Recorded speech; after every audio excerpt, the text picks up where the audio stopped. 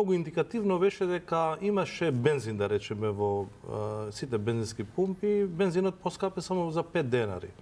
Додека дизелот поскапе за 15 денари скоро и дизелот не се даваше. Се виде дека тоа е планирано. Не е најстрашното тоа, тоа помина. Верувам дека во наредните неколку дена нема да има смени цената, да бидејќи падна, нели?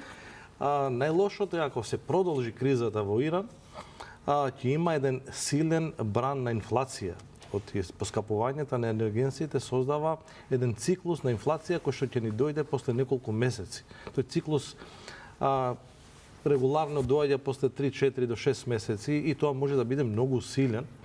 Не само кај нас, туку во целиот свет, и владата треба да превземе мерки, не само да ги сретнува собствениците на маркетите, туку треба да превземе конкретни мерки за да нема такви поскапувања, со конкретни мерки, да речеме за намалување на акцизата, на ДДВ-то. Да, тоа беше најавено